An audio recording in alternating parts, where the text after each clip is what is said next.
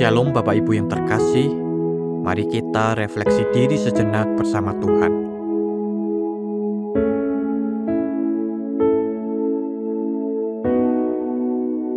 Ajar kami Tuhan menghitung hari-hari,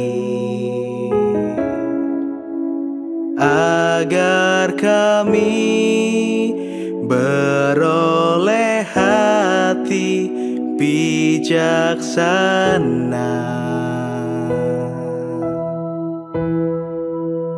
Ajar kami Bapa,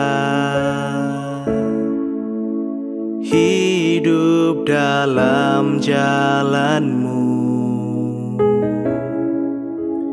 agar semua rencana-Mu digenapi. Mulialah nama-Mu Tuhan, dan ajaib jalan-Mu. Pimpin kami di setiap waktu. Besar setia-Mu Tuhan, agunglah karya-Mu. Yesus, kami bersyukur pada-Mu. Firman Tuhan pada malam hari ini terambil dari Amsal 21 ayat 20. Harta yang indah dan minyak ada di kediaman orang bijak, tetapi orang yang bebal memboroskannya. Saya masih ingat satu momen di kelas ketika kami membahas tentang kebiasaan belanja digital. Saya bertanya kepada mahasiswa, apa 3 barang terakhir yang kalian beli secara online? Dari Shopee, Tokopedia, GrabFood, atau apapun itu. Seketika banyak yang tertawa malu-malu. Beberapa saling pandang dan tersenyum canggung. Saya jadi bertanya-tanya, kenapa mereka malu?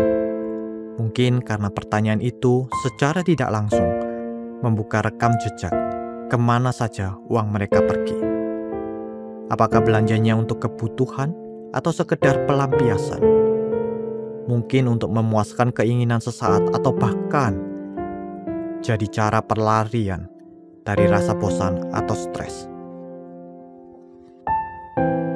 Akhirnya dalam kelas itu kami membahas Amsal 21 ayat 20. Harta yang indah dan minyak ada di kediaman orang bijak, tetapi orang bebal menghabiskannya. Ayat ini sangat relevan. Yang dibicarakan bukan cuma soal kaya atau miskin, tapi kebiasaan. Orang bijak tahu cara menyimpan, mengelola, dan memikirkan jangka panjang. Sementara yang disebut bebal bukan berarti jahat, tapi mereka yang menghabiskan tanpa berpikir panjang. Mereka yang tidak belajar mengendalikan diri. Yang menarik, materi yang saya ajarkan hari itu malah jadi cermin buat diri saya sendiri.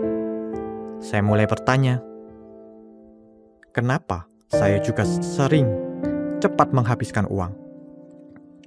Kenapa saya mudah tergoda untuk belanja tanpa pikir panjang?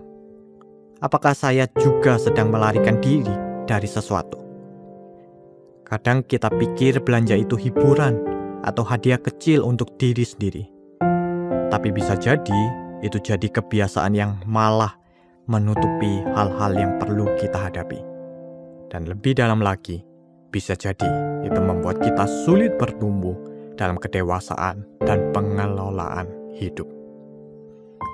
Kiranya malam ini kita semua diingatkan bahwa hidup bijak tidak dimulai dari keputusan besar, tapi dari kebiasaan kecil yang dilakukan dengan setia dan sadar. Belajar menunda pembelian, menyimpan dengan tujuan, dan mengelola keuangan dengan bijak bukan cuma soal finansial. Itu bagian dari latihan rohani.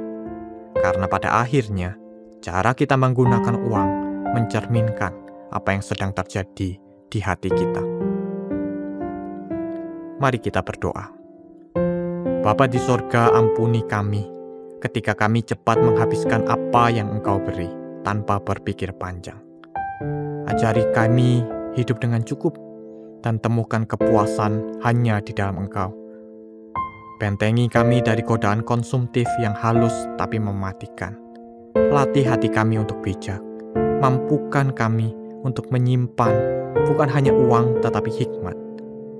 Malam ini kami ingin beristirahat bukan dengan rasa bersalah, tapi dengan niat baru untuk hidup lebih bijak besok pagi. Kami berdoa dan memohon di dalam nama Tuhan Yesus Kristus. Amin. Mulialah nama-Mu Tuhan, dan ajaib jalan-Mu. Pimpin kami di setiap waktu. Besar setiamu Tuhan, agunglah karyamu. Yesus, kami bersyukur padamu. Selamat malam, selamat beristirahat. Tuhan Yesus memberkati.